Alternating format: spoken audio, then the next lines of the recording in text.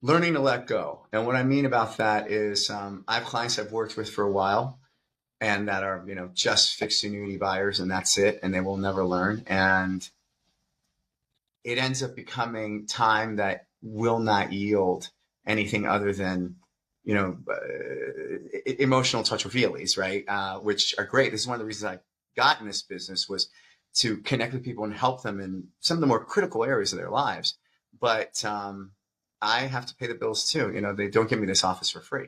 So having to have those conversations with people saying, look, I'm hyper aware and very sensitive to your approaches, your fears, but you got to also understand that we are now trending in a different direction. And so, you might want to meet me halfway here as far as looking at alternatives to meet the same risk tolerance, but with a different avenue.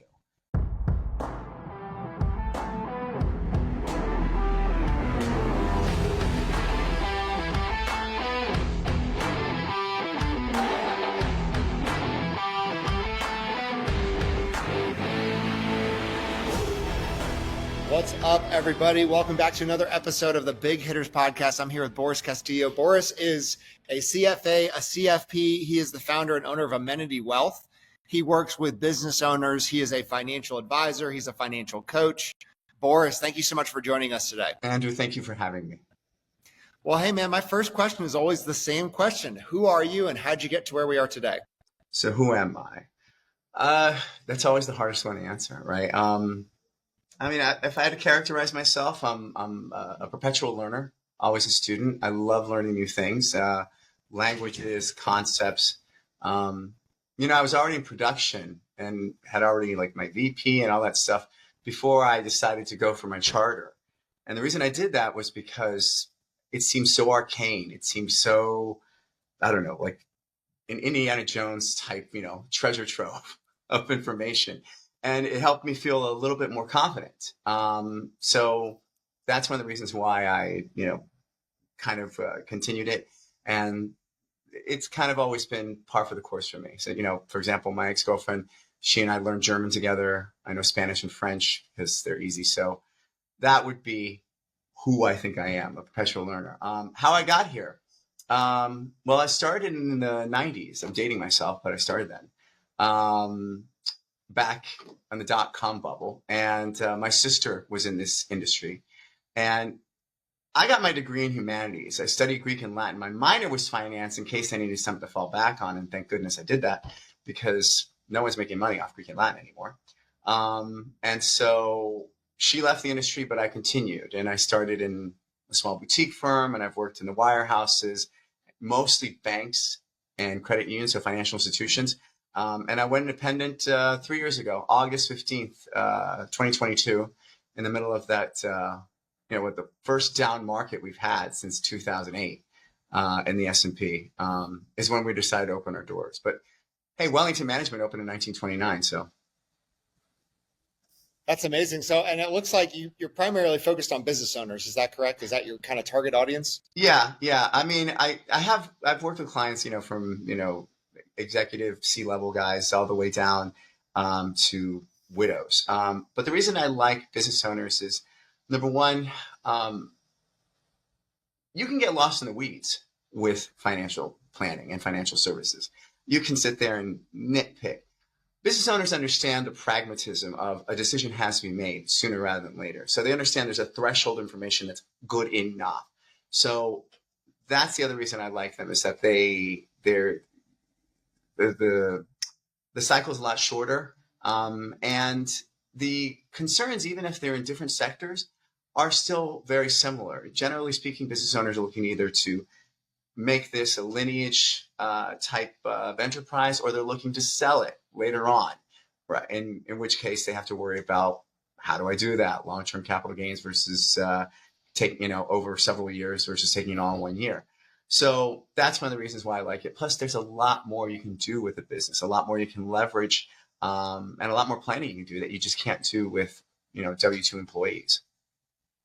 Have you noticed a niche or a trend with the types of business owners? Is it kind of all over the map, regardless of industry?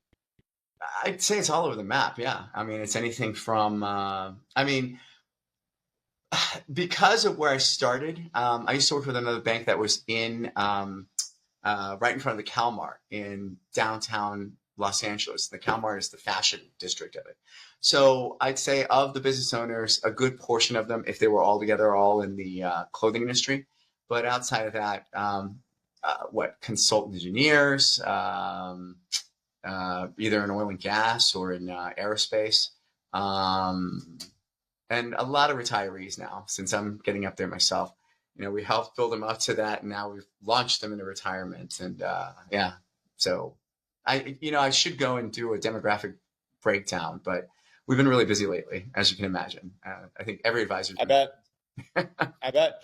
Yeah. So the concept of this podcast is the Big Hitters Podcast. So give the audience some sense of your production, whether that be your top line revenue or your assets under management, like whatever you feel comfortable sharing, just to understand like your production. Gotcha. Well, it's a feast or famine kind of business, so I'm not in the. We're just shy of the nine figures, which everybody loves is the magic number as far as assets under management. But the problem with that is that's also a bit misleading because it comes down to asset mix. Since a good portion of my career was spent with banks and credit unions, the cost of client acquisition there is much lower. But the problem is that so is the risk tolerance. So you end up doing a lot of fixed annuities, fixed index annuities. Fixed annuities don't pay any trails, right? Fixed index annuities, some do, some don't. So because of that, our trail revenue is not what it should be. We're spending a lot of time trying to convert people over, right, into fee-based. And some are understanding the transition and the need for it. Others, if it's not broken, don't fix it. So that can be a little frustrating. So, we in between organic growth, the referrals we're getting, we're on a good enough trajectory. We've been growing double digits since we opened, but it's really, really frustrating when you have to do all the service work and deal with 17 different carriers. They all have their own forms. They all have their own idiosyncrasies. And that takes a lot of time. I envy the fee only people that have, one or two service providers. And so they don't have to go to so many different places to get something done. Like, can I please take out my RMD? So what are some current like sticking points in your business right now? Like what is keeping you up at night? Every business owner at a phase in their business is hitting some sort of a pain line or a threshold that they're trying to break through. What is that for you right now? Learning to let go. And what I mean about that is I have clients I've worked with for a while and that are, just fixed annuity buyers and that's it. And they will never learn. And it ends up becoming time that will not yield anything other than, emotional touch feelies, right? Which are great. This is one of the reasons I got in this business was to connect with people and help them in some of the more critical areas of their lives. But I have to pay the bills too. They don't give me this office for free. So having to have those conversations with people saying, look, I'm hyper aware and very sensitive to your approaches, your fears, but you got to also understand that we are now trending in a different direction. And so, you might want to meet me halfway here as far as looking at alternatives to meet the same risk tolerance, but with a different avenue. So that's the hard part because more and more the reading I've done is that you can reach a threshold where you have too many clients and you need to snip them off. And then that does allow for more growth because now you have more time. And I've seen that firsthand. One of the things that handicaps most advisors that come from these financial institutions is that they get a lot of referrals, which is great. Cost of client acquisition when you're independent is, of course, much higher. But you're also a general practitioner, right? You can have an incredibly risk-averse widow here and a very risky 40-something, 50-something that wants to retire early and understands, hey, if I had bought NVIDIA back then, I'd be doing a lot better. So you then start to realize when you go independent just how much time you were wasting with some bad referrals because a lot of these banks and credit unions, they incentivize their bankers to give you referrals, which sounds great. You tend to think, okay, well, great, I'm getting referrals. But when you see it from the banker's point of view, hey, you're like the 18th checklist I had to make this today. And yes, I will not hit my bonus unless I send you 2 referrals. Do me a favor, okay, these 2, even though we used to call them, just dead wood, right? They have no interest, they have no assets. But, can you please just talk to them, see if they know anybody, and then, bona fide the referral. You'd make that as small as possible, but, you multiply that by several branches and several bankers, at least once or twice a quarter. It takes up a lot of your time. So I have seen firsthand that, time is our only asset, right? Time is the only asset that a financial advisor has in terms of growing their practice. But then when you get the client and you've dealt with them a while and now they become more of a time drag and there's no revenue there to offset it, yeah, that's not easy to do. Because you don't want to feel like you're abandoning them, especially if they're already in retirement. Gotcha. So it sounds like you're just trying to have a balance with the clients that, basically there's not some sort of recurring revenue to support the ongoing planning. Precisely. One of my favorite clients is finally beginning to do it. He had nothing but fixed annuities, and we're talking, a couple $1 million in fixed annuities. And now he's beginning to understand, oh, this is why you wanted me to do those Roth conversions back then. I get it now. And now he's kind of kicking himself that he didn't do it sooner. But the old saying is true. It's hard to teach an old dog new tricks, especially when it comes to this industry. Money is something that's so complicated for everybody, right? There's nobody that doesn't have some sort of attitude toward it, and it can make one feel vulnerable. So the conversations that you would have around money aren't necessarily the same ones you would have, let's say, if you were an attorney not dealing with money, let's say a real estate legal matter, or if you're a doctor dealing with somebody's health. While they still have similar urgency levels, they don't have the same attitude toward it. So yeah, I think they're starting to see exactly, why you're coming across with the ideas that you're coming across with, because sometimes people have trouble losing that initial hesitancy. I have clients that I've been working with for over a decade, and every single new idea, it's as if it's the first time I'm talking to them, which is really interesting. You would think you build up some goodwill there, and for 99.9% of our clients we have, but there are a couple that's like, okay, here we go again. Artificial intelligence, how are you using it now? Where do you feel like you could be using it that you're not? We are so far behind the 8 ball on that. For example, we just got, we tested out that Jump AI. My first thought is, where have you been all my life? It is amazing how that has shaved off so much of my time and has kept me from having this stack of papers with these notes that made complete sense at the time, but by the time I'm ready to go, what was this again? So that's really worth the price of admission. The issue is the broker dealer I work with, they're a bit hesitant to take on some of the new ones quickly. I understand the reluctance. They want to make sure that the security's there, right? We're dealing with people's personal information. We're dealing with a third party, because who knows what the AI is doing it with it then. So I completely understand why they're kind of slower than most other firms in adopting it. But it can be a bit frustrating, when you talk to colleagues and they work at this firm and, oh, do you have, a friend of mine told me about, I think it's Elevate or Levitate AI. And one of the most astounding natural language programs I came across, like the emails really did sound as if I wrote them, but Osaic has not. That's the broker dealer that I work with. They have not approved it yet. So we're dealing with, Jump. So, and not that Jump's bad. Right. Boris, you mentioned that you love working with business owners because you can do so many things for them. Can you share what are some of those different strategies you use with business owners? Sure. Depending upon how the business is structured as an LLC or C Corp, there are certain things you can do. You run into a few C Corps still, believe it or not. They're not aware that insurance policy can be used for buy-sell agreements. can be paid directly and owned by the corporation, that they get a tax deduction on it if they have that structure. LLCs don't have that same tax haven. But in terms of the retirement savings plans that they want to take on, it doesn't have to be 401k, although those are pretty good.